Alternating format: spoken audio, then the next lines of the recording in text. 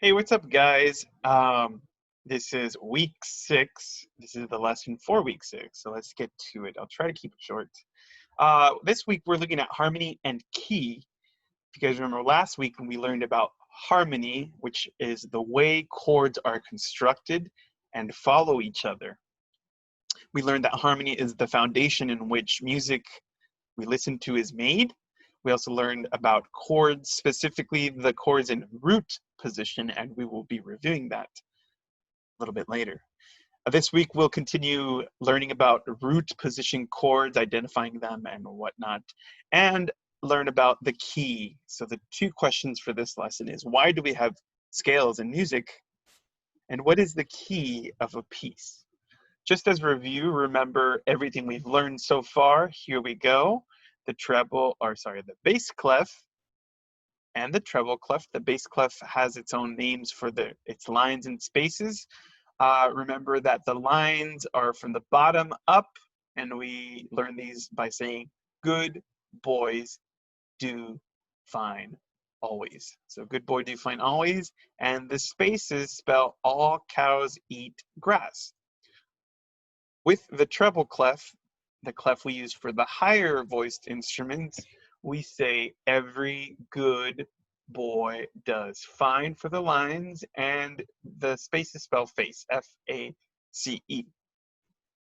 Other things we've been learning about this past 6 weeks is the grand staff. This here is a grand staff. You can usually tell it is it because it has two clefs and it has the bracket. Now with the grand staff, as we already learned, we have the two staves, treble and bass clef. We usually in music, we also see a tempo marking that is marked or indicated by the number on top. You will normally see a little symbol for a quarter note equals and then a number. Another thing you guys can also see is just something written out. It's usually Italian, allegro, adagio. There are other markings which I can't remember right now, but there are other ones you'll see just written up there. We have an alphabet in music, and that is A through G. If you just look back up here, A, B, C, D, E, F, G, and then it just goes back to A, and the pattern keeps going. Remember that with this one's right on top. They continue. And finally, the rhythm. We have the rhythm tree here. Remember that on top we have the whole note, which is worth 4 beats. If we cut that in half, we get 2 half notes, which are worth 2 beats each. Remember that with these, you hold on to the note instead of beating twice. That is to say, if I was going to hold a whole note for 4 counts, it would be 1, 2, 3, 4, like I'm holding it, as opposed to hearing bum, bum, bum, bum. That's 4 separate beats, not the same thing. Be careful with that. Quarter notes are worth 1 beat.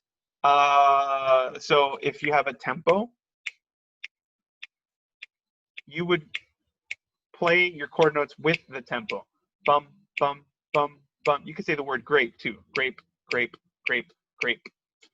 For the 8th notes, that's 2 in 1 beat. Let's take that beat again and say the word apple. Apple, apple, apple, apple, apple, apple. That is how these 8th notes would sound in context. So if you ever see them in your music, just get the beat, establish the beat, and then say the word apple. Apple, apple, apple, apple. And that's how they should sound. Da, da, da, da, da, da, da, da. The next one below them are the 16th notes. Notice there's 4 in 1 beat. So we have this beat right here. Say the word peanut butter. Peanut butter, peanut butter, peanut butter, peanut butter, etc. So you get how they sound. Those are the rhythms. These are the rests. Remember, if you see these symbols, that means you have silence for 4 beats, silence for 2 beats, silence for 1 beat, half a beat, and a fourth of a beat. In harmony, as we learned, harmony is the study or chords, how they're constructed and how they follow each other. That's basically the science behind music. We use these, as you see, there's 3 notes stacked on top of each other. These are called chords. We play them at the same time. Chords are 3 to 4 notes that are played at the same time, as I said, and they're usually in different positions. This one here, when you see like a line to a line to a line, like all of the ones examples up on the example, sorry. These are called root position chords, and they are in the 1, 3, 5 position, meaning that there's the first note, and then 1, 2, 3 spaces above it is the next one, and then 4, 5 spaces above it is another note. So it's a 1, 3, 5. That is called a triad, and also known as root position chords, because the root is at the bottom.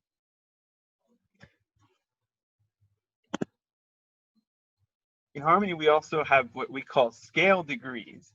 As you should know, I've mentioned it by a couple times by now, we have scales. And in a scale, we have a total of 8 notes, but 7 of them are, or I should say, make this easier. We always repeat the first note at the end. So that's why there's 8 notes in a scale, but there is actually 7 pitches that we're actually working with. So we name these. The first one is called the tonic, the second supertonic, median, subdominant, dominant, submedian, and the leading tone. Usually you might just hear us say the first, the second, third, fourth, fifth, sixth, seventh, etc. chord. In harmony, we tend to work with usually 3 chords. We only need 3, and that's why we have these here. This is the tonic chord, which is the chord that's made from the first note of the scale, the subdominant, which is the 4th note of the scale, and the 5th note of the scale. That's what they look like down here. So in music, if you're going to write a piece and you're playing the guitar, you would probably play this chord, and this chord, and loop them. And you play them over and over, and they create a progression, which we heard last week with our Beatles, the introduction to Let It Be. It's a progression. Also, things we need to know and that we've learned is the keyboard. Remember, the keyboard is just a set of 12, 1, 2, 3, 4, 5, 6, 7, 8, 9, 10, 11, 12 notes. Remember, I just repeated one. There are 12 notes that repeat over and over and over. Things to notice about it: there are white and black keys.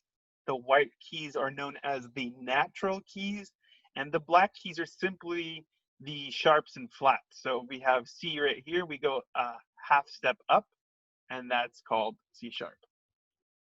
If we have D, if we move it a half step up, just a little bit, this will be known as D sharp, and you'll see the symbol with the little hashtag. So anytime you see a hashtag, it means you move the note up a little bit.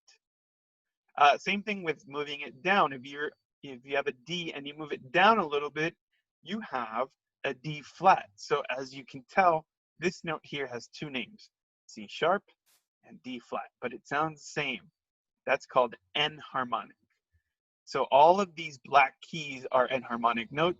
They have 2 names for the same thing.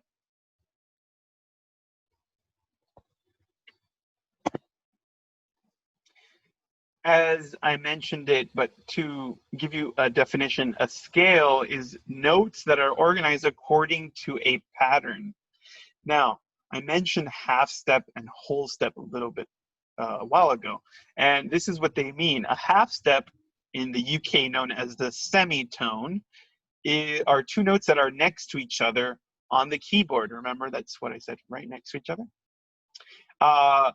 To hear this, you guys have heard what this sounds like. It sounds like the Jaws theme or the introduction to the Baby Shark. Da-dun, da-dun, da-dun, da-da-da-da-da-da-da. You guys wrote it out. That is a half step. We will know that as a half step. So whenever I say, no, go up a half step, I just mean go from this note to this note. A whole step means that you're going to have 2 halves.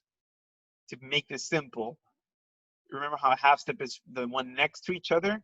Well, a whole step has to have a note in between them. So we have this note here, which is C, and this note here, which is D, but between them, you guys have a black note right here. So that is called a whole step. So 2 half steps equal a whole step. So in a scale, we have a formula, whole, whole, half, whole, whole, whole, half. And that gets you this, because a scale, or they get you this, which is called the scale, but there are scales in different countries that sound different. And there's also what we call modes, which is a pattern like a scale of notes, but with different spacing patterns. This scale here, known as the C major scale, is a scale that's used in Western music, that is music that came from Europe, also the United States, because all of our music came from Europe originally. So we use the same Western scale, which is made up of those. Now, lastly, you have these 2 videos which you will watch. Now, for the first one, you're only going to watch the first 3.5 minutes. So again, you're going to watch the first 3.5 minutes, and it's going to talk about the stuff that we know. The second half of that, or the second part of that, goes into what I just talked about with the whole steps and the half steps, except it talks about it in tones and semitones. Remember, they have the same, they mean the same thing, just different wording for it. So if you watch the whole thing, just know that they're using different words for the same thing, which is why I'm not going to have you guys watch the whole thing, because that's just going to confuse you. So if you just watch the first 3.5 minutes, you'll get what we need to get, which is you'll be able to answer this. Why is it important to have the scales of music? And the answer is it organizes the pitches we use to make music with. This makes it so it doesn't sound chaotic, because as you will learn, a scale narrows down the amount of pitches we use to 7 individual pitches, which means it cleans things up. So if we didn't have scales, we would not have order in music. So that's the answer to that question. And the second question, what is a key of a piece? You guys will watch the video. It shows you musical examples, but the answer to that is the tonal center of a piece, or that is, it is the tonal center of a piece, the key. Melodies tend to start and end on the key notes, and these notes become the melodic center or home, and is known as the key. So it's all kind of saying the same thing. You'll watch it and it will make more sense.